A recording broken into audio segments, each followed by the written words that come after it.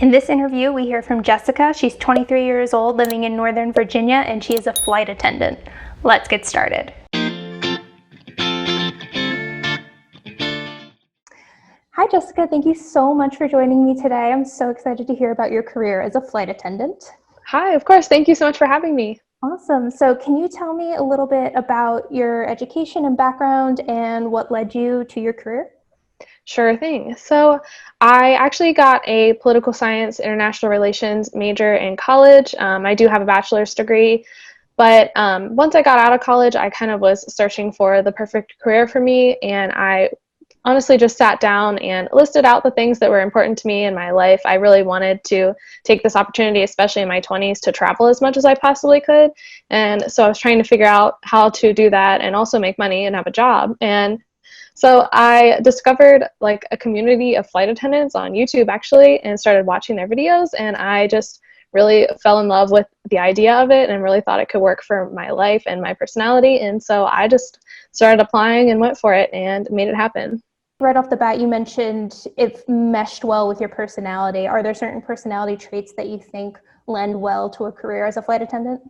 Yeah, in a way. I think I work with all kinds of different people. Like, I really think pretty much anybody can do it, but you definitely have to have like some form of people skills and just enjoy being around people and working with people, because it is a direct customer service job. So that's not something that everybody wants to do. I think everybody can do it, but it's just not. So I think that having that drive and wanting to be in like a fast-paced kind of environment, people like that really tend to vibe well with the career, I think. That's awesome. And then when you were applying to that job right out of college, was there anything that you felt like would have helped your resumes? Or clearly you got the position right off the bat. So do you think there's anything that people who are interested in that career should know when applying to positions such as yours? Yeah, sure. So the bachelor's degree actually isn't required for being a flight attendant. You definitely can apply for this career right out of high school. They really look for customer service experience, and that can be in any setting. It doesn't have to be like food service or anything like that. Any job where you have direct customer service experience is going to help you get hired. It definitely is a competitive field, though. So having that bachelor's degree, especially if you want to work for a larger company, definitely makes you more competitive of an applicant, but it's definitely not necessary. And I think also just like persistence is key. Like, just apply to every opening that you can find, because every company isn't going to be hiring all the time. So you just kind of got to get your foot in the door and then work your way up from there. That's awesome. So you mentioned when applying to larger companies, are there smaller companies? How are things kind of organized? What are people's different options? Okay, so a lot of people don't know this, but the airline industry is kind of divided into probably two main sectors. There is regional companies who contract with mainline companies. Mainline companies are going to be like your United, your Southwest, your American, all those recognizable names. If you work for a mainline, you work directly for that company. But if you work for a regional, you work for a company that contracts out flying for the mainline companies. So, for example, I work for a regional company currently that contracts out with both United and American, and I personally fly United Express flights regionally. So there's definitely two different spheres that you can kind of work in, and both have like pros and cons to them. So a lot of people like to work with the regional companies because you can set your schedule quicker, and some people don't like flying internationally and like having to deal with the jet lag, and like it's hard on your body to travel that much. But For sure. so yeah, this is a long answer for a short question, but No, that's perfect. So what kind of training do you have to go through to then, I suppose, be initiated and start doing yeah. the job? So what it's called is we get our wings, and so we like earn our little wing pin that says we're like certified by the FAA to be a flight attendant. And usually each company will train you themselves. They give you, once you get through the interview process and hiring process, they will bring you to training. You get a conditional job offer, and they bring you to training and train you for like 4 to 8 weeks, depending on the training process. So they go through everything. They go through customer service, like crew communication, like all of the emergency stuff, learning CPR, how to use all the equipment, how to evacuate the plane, all that kind of stuff. So it really is like company based. There actually are some private companies that you can go to that are like flight attendant school, but most companies aren't going to like that. Like those are kind of seen as scams in the industry. They're just trying to get you out of your money and like convince you that they're going to help you get a job. But a lot of companies very much like to train you themselves so you don't bring any bad habits with you, or like, you know what I mean? So Yeah, that's great to know. That's awesome. So have you ever had to deal with any like medical emergencies or anything like that? I'm sure that might be a daunting idea to someone who's, Yeah, it definitely is a pretty daunting idea, but in training, they really do prepare you for those kind of situations. Mhm. I personally have had one instance where a man passed out on my plane, and we just kind of revived him, make sure he was okay, wasn't hitting his head on anything. Um, Typically, like that kind of thing happening is pretty rare. And a lot of times, like you can call for a medical professional or get somebody on the phone too that will walk you through what to do. So it definitely is scary when it happens, but you can just kind of flip the switch and be on and take care of it and do what you need to do. Right. Maybe on a less critical note, what is it like in terms of your colleagues? Are you ever on the same flights with people? Is that more common if you fly regionally as opposed to maybe full-blown domestic or international? Yeah, that's a really good question. So with my regional company personally, there's only like about 250 employees at our base. So we definitely work with each other a lot. So our trips, usually we get put on like 4-day trips. So we're just flying intermittently throughout those 4 days. And throughout those 4 days, we usually will keep the same crew. So that's kind of nice. You get to know people that way. But then the next 4-day trip, it starts all over again. You're working with new people. So with a regional company, you definitely see the same faces a lot more so than if you were working for a mainline company where there's thousands of people. So the kind of like homey community is nice at my company. I do enjoy that aspect of it for sure. That's awesome. And then do you see yourself trying to progress in the ranks as a flight attendant? Is there a seniority ranking? How does career progression work? Yeah, so there are people that just go into the regionals and stay in the regionals. Personally, I really would like to work for a mainline company. It's kind of hard right now with coronavirus and the airline industry like not going the way that anybody wants it to go. But in general, yeah, like my goal personally is to progress to work for a mainline company. The 3 legacy companies that are like most people's goal are like Delta, American, and United. So that's where my sights are set currently. And that's just an individual like applying, interviewing, hiring process with each individual company. So it's all just based on when things are open, when they're looking for people, and that kind of thing. Yeah.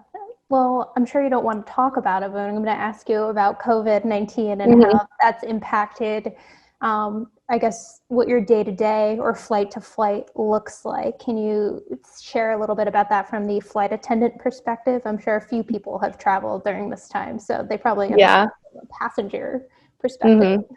Yeah, definitely. It was definitely a struggle at the beginning because we just had so many canceled flights and such a reduction in flying.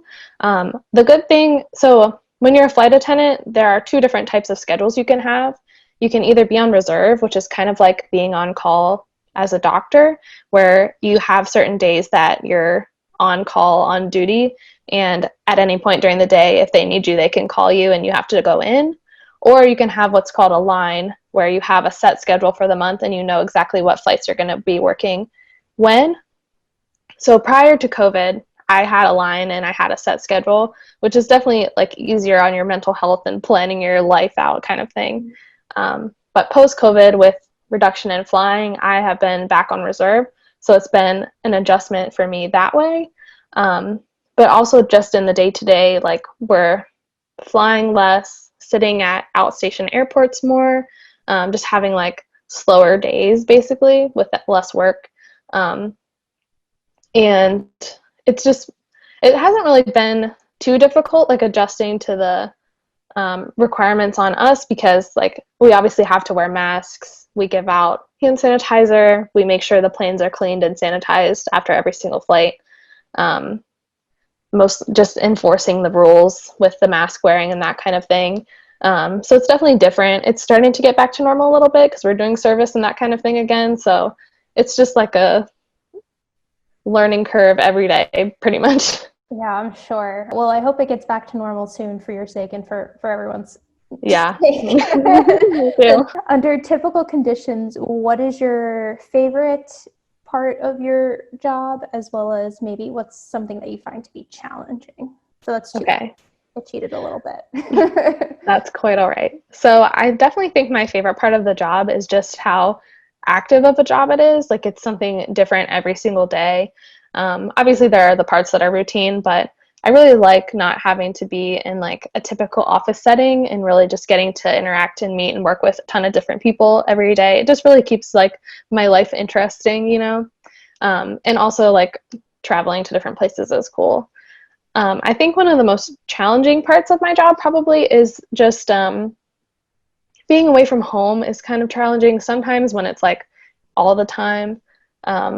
Also, as I mentioned before, being on reserve and not having a set schedule is definitely a little bit challenging at times because you wake up with this idea of your day and then it changes.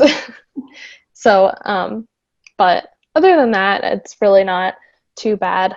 I don't have very much to complain about, honestly. That's great. And then do you have any colleagues that have been mentors to you in any way, that have been in the game a long time, that you look up to for advice or anything like that?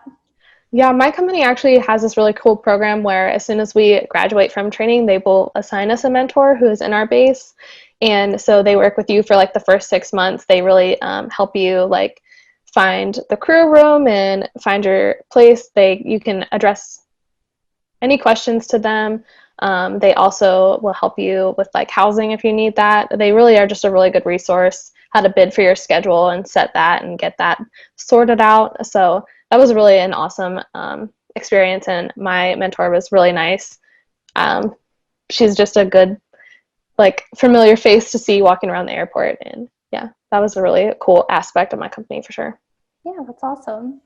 As part of traveling as a profession, what are your overnight situations like when you're traveling to a new spot?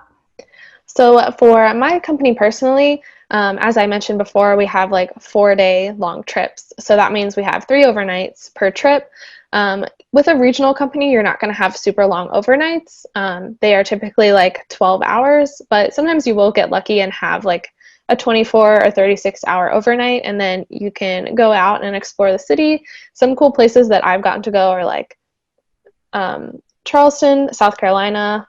We go to Florida quite a bit, Maine. So definitely some cool places. The main lines, when they go internationally, they usually have like 24 to 48 hours overseas. And so they definitely get to travel and explore. So that's why getting with the main line is the goal for a lot of people, because that kind of experience is just unmatched. So, Right. and the company does put you up in hotels and everything, so you don't have to pay for that. Yeah, I've seen a lot of on TikTok videos of like hotel tips from flight attendants, Mm-hmm. like that. So it's Yes. pretty cool to see. You definitely, learn the tricks. Yeah. Over the next few years, post-COVID, how do you see the role of a flight attendant changing or progressing? Prior to COVID, the airlines were really rapidly expanding, adding new destinations, adding new planes, all of that kind of stuff. So I really hope that in a post-COVID world, with like once they get the vaccine rolled out, we can start getting back to that. I definitely see the industry expanding. I just think there's such a interest in travel, especially among people our age. So I really hope that we'll have a quick recovery and that we can keep traveling and connecting people and seeing the world. Do you have any final advice for someone looking to become a flight attendant? I would just say to definitely be persistent, just keep applying. Even if you don't get it the first time, try again. A lot of my friends that's happened to, and they've been successful the second time around. So I would just say, like, don't give up if you really would like to do it. Thank you again so much for speaking with me. I think you shared some really great advice for future flight attendants out there, and I wish you the best of luck. Thank you so much for having me. I really enjoyed talking to you. Thank you. Bye. Bye.